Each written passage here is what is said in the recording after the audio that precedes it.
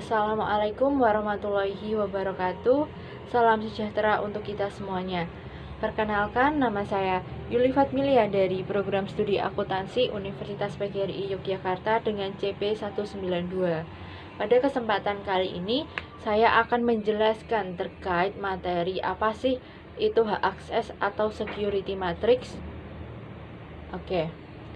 Pada kesempatan kali ini saya akan menjelaskan beberapa yang akan saya diskusikan pada video kali ini, yaitu yang pertama, apa sih itu security matrix? Kemudian bagaimana implementasinya security matrix di dalam suatu skenario yang sudah saya buat. Dan yang ketiga itu kita akan lanjut ke praktik ataupun penerapan yang akan diterapkan di SOD dengan security matrix dan skenario yang sudah saya buat. Langsung saja, yang pertama itu apa sih itu security matrix? Nah, security matrix itu merupakan sebuah fitur untuk melihat role suatu akun ataupun user, apakah bisa create, read, update, delete, ataupun hanya bisa membuat dokumen saja pada bagian tertentu yang dikehendaki oleh admin. Nah, fungsi adanya security matrix atau hak akses itu dapat mempelajari berbagai konsep, prinsip, dan standar dalam merancang dan mengimplementasikan aplikasi, sistem operasi, dan sistem yang aman.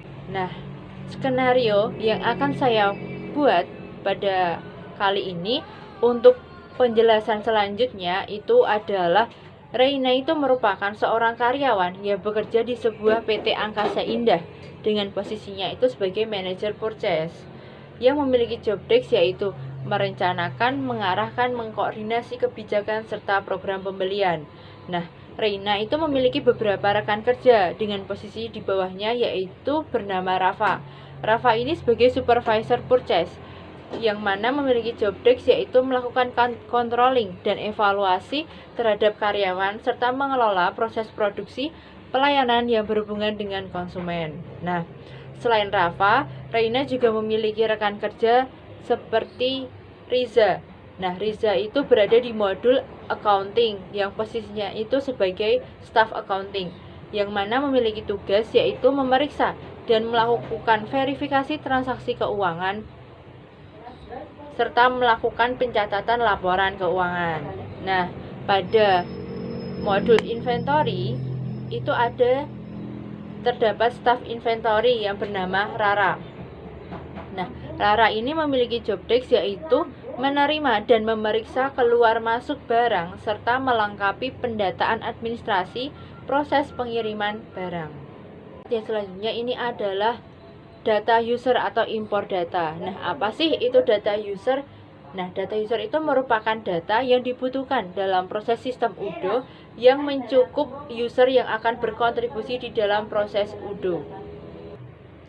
Nah, di bawah itu sudah terlihat bahwa ada format terkait data usernya. Nah, data user itu berisikan nama atau user yang nantinya itu berkontribusi ataupun nantinya itu akan bekerja di sistem UDO-nya yang sesuai sama skenario yang sudah saya buat. Nah, data usernya ini dengan format ada nama, ada login, ada password, dan juga ada role-nya. Nah, untuk skenario yang sudah saya buat tadi itu ada 4 orang dengan tambahan 1 admin. Nah, yang pertama itu ada Reina. Reina dengan loginnya itu reina@gmail.com, passwordnya reina123, dan role-nya itu sebagai manager purchase. Yang kedua ada Rafa, itu loginnya rafa@gmail.com, passwordnya rafa123, dan role-nya itu sebagai supervisor purchase. Yang ketiga itu ada Riza, loginnya itu riza@gmail.com, passwordnya riza123, dan role-nya itu sebagai staff accounting. Kemudian yang keempat itu ada Rara, loginnya itu rara@gmail.com, dan passwordnya itu rara123, dan sebagai staff inventory. Yang terakhir itu adalah admin. Admin itu adalah saya sendiri, loginnya sebagai admin@gmail.com, passwordnya admin123, dan role-nya itu sebagai administrator. Selanjutnya itu adalah terkait role user. Nah, apa aja sih tugas dari user atau role user untuk kedepannya, untuk implementasinya nanti itu seperti apa? Nah, yang pertama itu ada admin. Admin itu bertugas sebagai administrator dan bisa mengakses ke semua modul. Nah, admin sendiri ini yang bertindak sebagai admin itu adalah saya sendiri, sehingga saya sendiri nanti itu bisa mengakses ke semua modul, baik itu purchase, inventory, accounting, dan masih banyak lagi. Jadi admin itu merupakan salah satu administrator atau orang yang dapat mengakses ke semua modulnya. Yang kedua itu ada manajer purchase yang bertugas untuk merencanakan, mengarahkan, mengkoordinasi kebijakan serta program pembelian. Nah, manajer purchase ini merupakan posisi di bawahnya admin yang nantinya itu akan membantu administrator terkait modul yang sesuai sama manajer posisikan. Misal kalau manajer purchase berarti nanti membantu admin atau posisi di bawah satu admin di modul purchase. Yang selanjutnya ada supervisor purchase. Ini bertugas sebagai controlling dan evaluasi terhadap karyawan serta mengelola proses produksi dan pelayanan yang menghubungkan dengan konsumen. Yang selanjutnya itu ada staff accounting, itu bertugas memeriksa dan melakukan verifikasi transaksi keuangan serta melakukan pencatatan dalam laporan keuangan. Yang terakhir itu ada staff inventory yang mana bertugas sebagai menerima dan memeriksa keluar masuk barang serta melengkapi pendataan administrasi proses pengiriman barang. Yang selanjutnya ini merupakan tampilan dari security matrix. Nah, akan saya jelaskan secara ringkas terlebih dahulu terkait security matrix di dalam role user. Nah, untuk tugas dari security matrix itu kan tadi CRUD, di mana meng-create, read, update, dan juga delete. Nah, di setiap role user atau setiap user itu tugasnya atau job desk-nya itu berbeda-beda sesuai dengan job desk-nya masing-masing, kecuali untuk administrator. Nah, untuk administrator sendiri itu kan nanti bisa mengakses ke semua modul. Bisa mengakses ke semua modul artinya itu dapat CRUD, yaitu meng-create, read, update, dan delete ke semua modul. Nah, yang pertama contohnya yaitu manager purchase. Nah, untuk manager purchase itu beliau itu bisa CRUD di purchase, artinya bisa meng-create, meread, mengupdate, dan juga mendelete di modul purchase. Nah, untuk modul accounting dan inventory, manager purchase itu hanya bisa meread saja atau membaca. Yang kedua itu ada staff purchase. Nah, di staff purchase sendiri, di dalam modul purchase itu dia hanya bisa meng-create dan juga meread atau membuat dan membaca di modul purchase saja. Nah, untuk modul accounting dan juga modul inventory itu staff purchase hanya bisa membaca atau meread saja. Kemudian yang ketiga itu adalah staff accounting. Nah, di staff accounting untuk modul purchase itu dia hanya bisa membaca atau meread saja. Kemudian di modul accounting, staff accounting itu bisa membuat dan juga membaca, yaitu bisa disebut CR. Kemudian di modul inventory, staff accounting itu bisa membaca saja atau read. Nah, yang keempat itu adalah staff inventory. Nah, untuk modul purchase, staff inventory hanya bisa membaca atau read di modul purchase. Di modul accounting itu tidak bisa mengakses, dan kemudian di inventory itu bisa CR, yaitu meng-create dan juga meread untuk modul inventory. Nah, yang terakhir itu adalah administrator. Administrator itu bertindak dapat mengakses ke semua modul, sehingga baik itu modul purchase, accounting, inventory, dan lain, nanti administrator itu bisa CRUD, yaitu dapat meng-create, meread, update, dan juga delete ke semua modul. Oke, yang selanjutnya ini kita lanjut ke praktek ya teman-teman. Kita akan praktek penerapannya di SOD ataupun SOL yang sudah teman-teman install. Oke, yang selanjutnya kita langsung ke implementasi ya teman-teman. Kita langsung ke praktek ke SOD maupun SOL. Nah, Yang pertama-tama itu harus login ke SOD ataupun SOL. Jika sudah login, nanti akan memunculkan halaman awal, diskus. Nah, jika sudah, kita akan pilih ke menu setting. Nah, jika sudah ke menu setting, kita akan mengaktifkan developer mode terlebih dahulu. Kita cari aktif developer mode, langsung saja kita klik.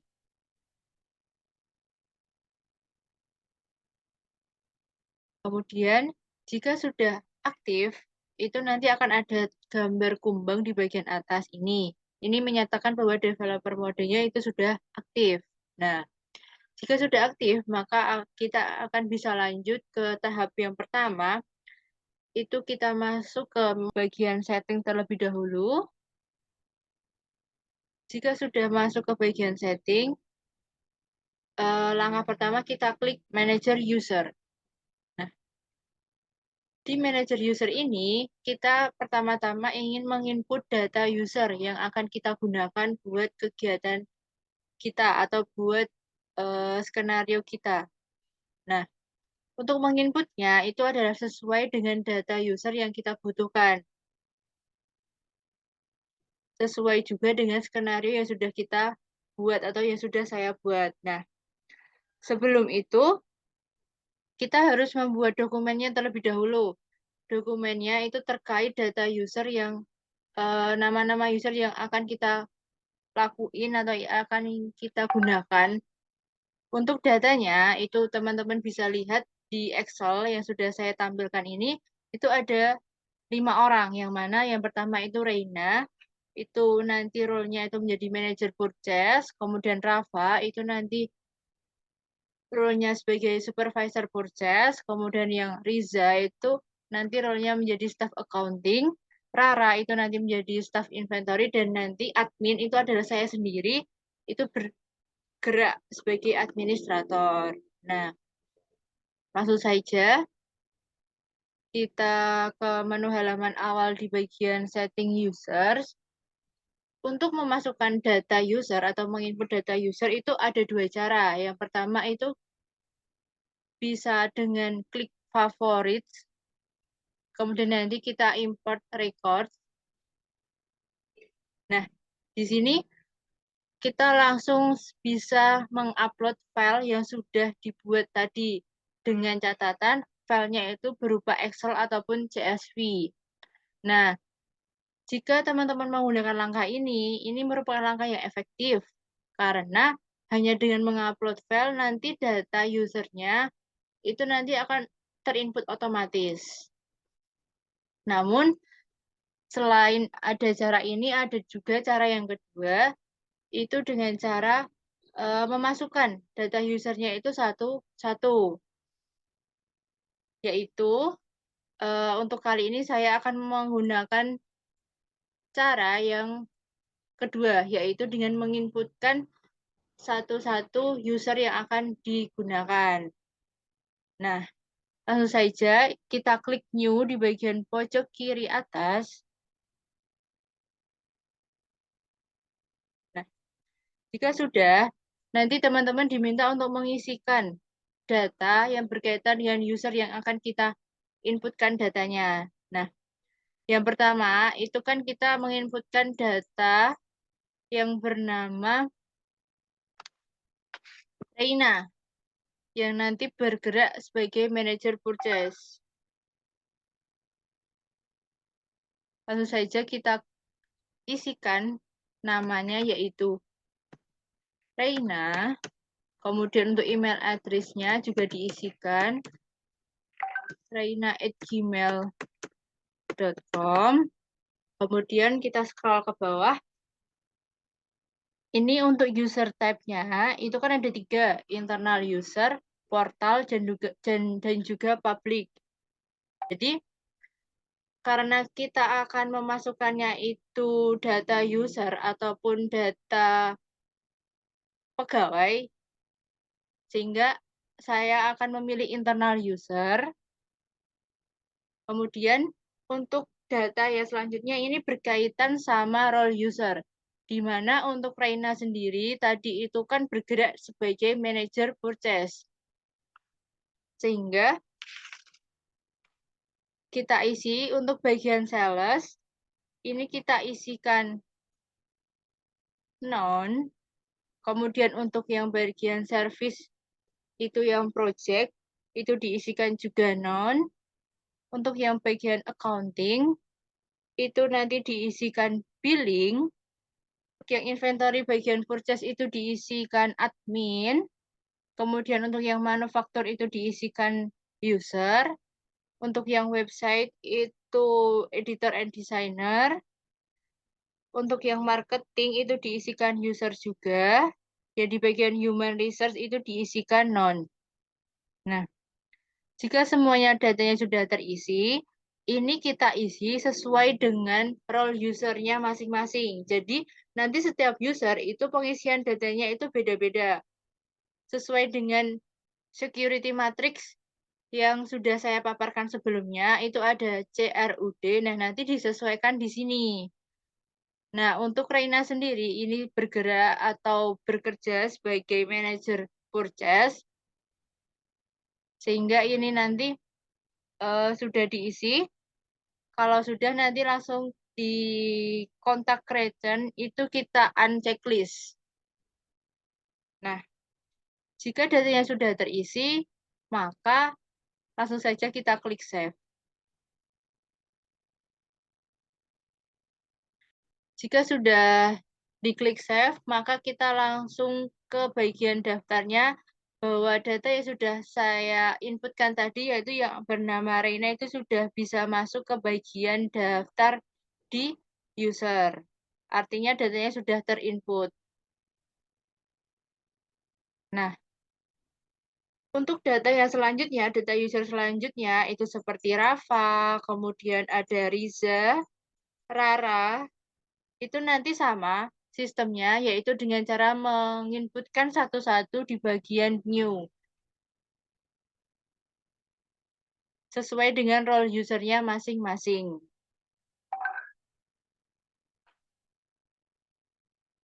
Nah, jika sudah diinputkan, nanti akan data usernya itu akan muncul di bagian sini.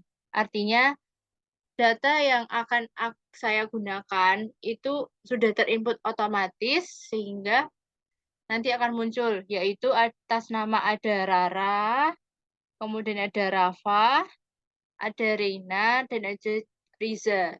Nah, jika datanya semuanya sudah masuk, langkah yang selanjutnya itu klik setiap user untuk mengganti passwordnya. Nah, untuk penyetingan password ini sesuai dengan usernya itu beda-beda. Jadi nanti untuk kita mengetesnya atau mengeceknya, maka harus diisikan password.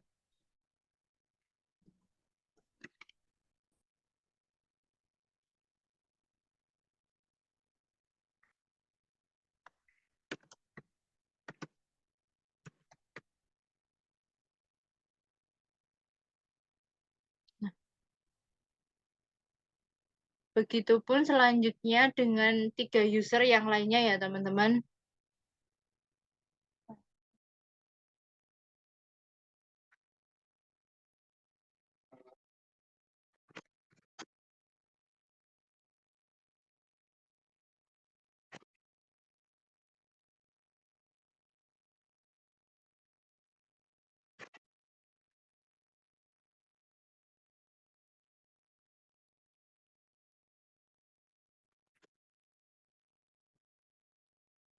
Nah, jika penggantian passwordnya itu sudah selesai, maka langkah yang selanjutnya itu adalah kita akan membandingkan perbedaan antara setiap user. Nah, tadi itu ada 4 user, dengan tambahan 1 user yaitu admin saya sendiri, maka eh, saya akan menjelaskan apa saja sih yang membedakan 4 user ini di modul purchase ya teman-teman. Nah, Yang pertama itu kita akan login ke bagian SOD lagi, tapi dengan user yang sudah kita buat tadi. Yang pertama itu kan Reina. Reina itu bergerak atau bekerja di bidang manajer purchase.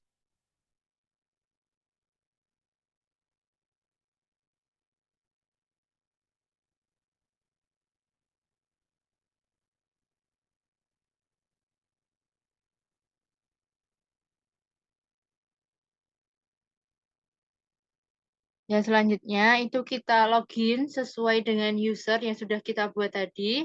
Yang pertama itu kan Reina dengan nama email yang sudah kita inputkan tadi.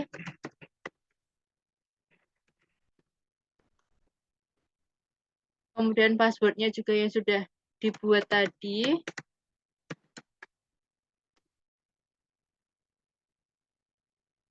Nah, ini sudah tampil ya teman-teman untuk nama akun atau nama usernya Reina itu sebagai manager purchase. Nah, langsung saja kita bandingkan. Kita langsung ke bagian modul purchase. Begitu pula dengan saya yang bertindak sebagai admin, juga saya akan masuk ke bagian modul purchase.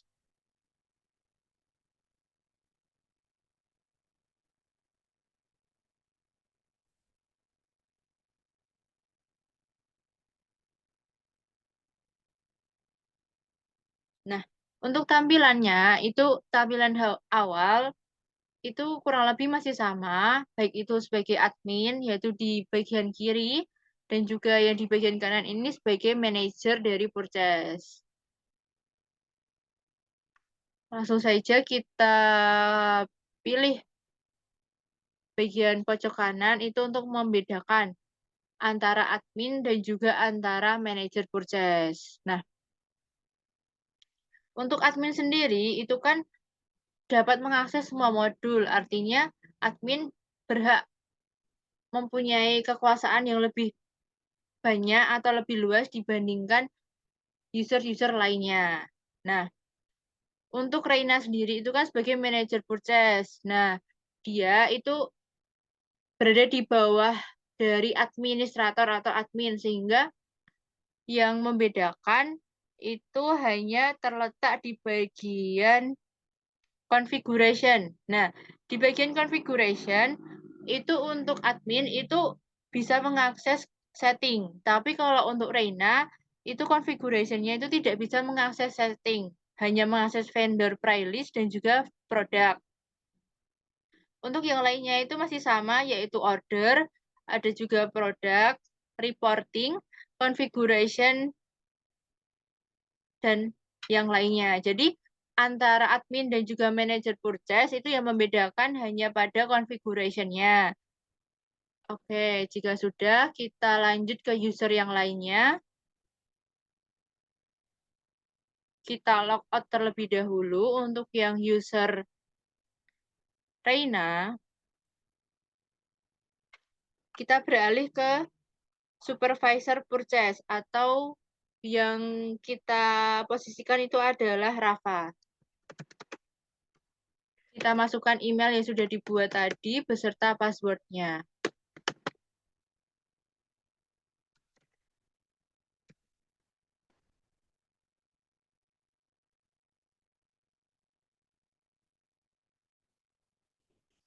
Nah, jika sudah kita sama, yaitu kita masuk ke bagian modul purchase. Ini yaitu dengan nama akunnya itu adalah Rafa yang bertindak sebagai supervisor purchase.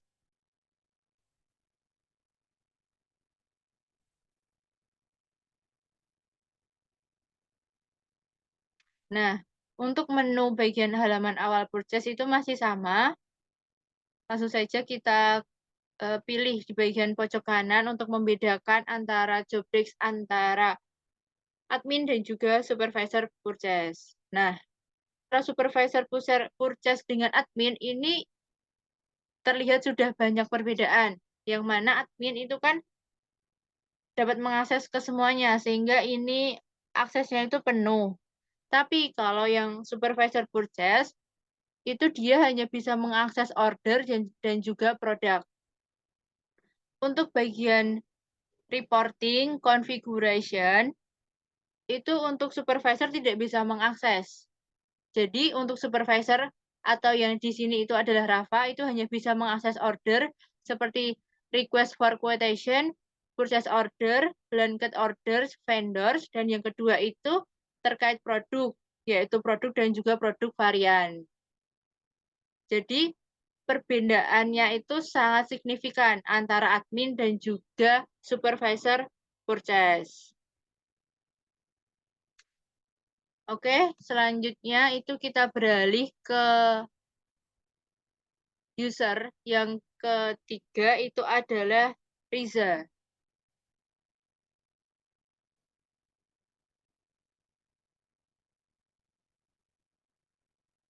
Kita logout terlebih dahulu.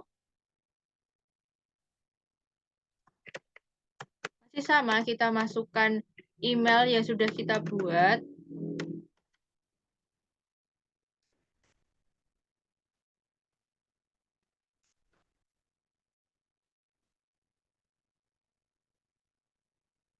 Nah, untuk Risa sendiri ini, itu posisinya itu sebagai staff accounting. Langsung saja kita lihat untuk tugasnya, itu apakah banyak yang berbeda atau banyak yang sama. Kita langsung ke modul purchase. Untuk halaman awal itu masih sama. Kita klik bagian pojok kanan atas. Nah, untuk bagian staff accounting dan juga admin. Nah, di staff accounting ini, di bagian kanan, itu hanya bisa mengakses order dan juga produk. Kurang lebih masih sama, yaitu ordernya itu hanya request for quotation, purchase order, blanket order, dan juga vendor. Kemudian yang kedua itu mengakses produk, yaitu produk dan juga produk varians. Berbeda dengan di sebelah kiri itu bagian admin yang dapat mengakses ke semua modul ataupun ke semua aksesnya.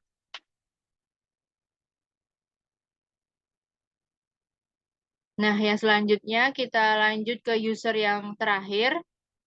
User yang terakhir itu adalah Rara yang bergerak sebagai staff inventory.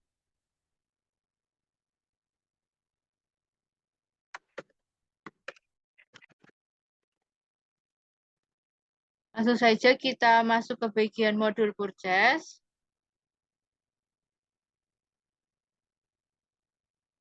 Dan kita klik pojok kanan atas. Nah, untuk Rara, itu kan bergerak sebagai staff inventory, di mana dia hanya bisa mengakses kedua hal atau kedua akses, yaitu order dan juga produk. Order itu request for quotation, purchase order, blanket order, dan juga vendor. Kemudian kalau yang produk itu hanya produk dan juga produk varian. Berbeda dengan yang admin, itu di bagian kiri, itu admin bertindak ke semua akses atau ke semua modul. Sehingga ini terlihat perbedaan yang signifikan, di mana Rara yang sebagai staff inventory, di modul purchase itu dia hanya bisa mengakses order dan juga produk. Mungkin itu saja yang dapat saya sampaikan terkait langkah-langkah dalam mengakses hak akses atau security matrix dengan skenario yang sudah saya buat. Oke, yang selanjutnya ini adalah terkait hasil analis site menu di modul purchase. Nah, tadi sudah mempraktekkan, sekarang itu adalah hasil analisisnya di modul purchase. Ada 3 hal yang dapat saya sampaikan atau yang saya analis. Itu yang pertama bagian produk, yang kedua reporting, dan yang ketiga itu adalah configuration. Nah, di bagian produk sendiri itu kan ada produk dan juga varian produk. Membuat, melihat, dan memodifikasi produk maupun varian produk. Nah, Untuk keduanya ini itu dapat diakses semuanya, baik itu admin dan juga user. Mereka dapat mengakses. Nah, yang kedua itu tentang reporting. Untuk reporting itu untuk membuat, melihat, memodifikasi maupun mendelete produk purchase itu yang bisa hanya administrator. User itu tidak dapat memiliki akses. Kemudian yang ketiga itu configuration. Nah, di configuration itu ada 4, yaitu berkaitan dengan vendor price list, produk atribut, produk kategori, dan juga unit of measurement of kategori. Nah, untuk keempat hal tadi itu yang dapat mengakses itu hanya admin. Untuk user itu mereka tidak bisa mengakses di bagian configuration. Oke, mungkin itu saja yang dapat saya sampaikan terkait hak akses atau security matrix pada kesempatan kali ini. Kurang dan lebihnya mohon maaf. Wassalamualaikum warahmatullahi wabarakatuh. See you.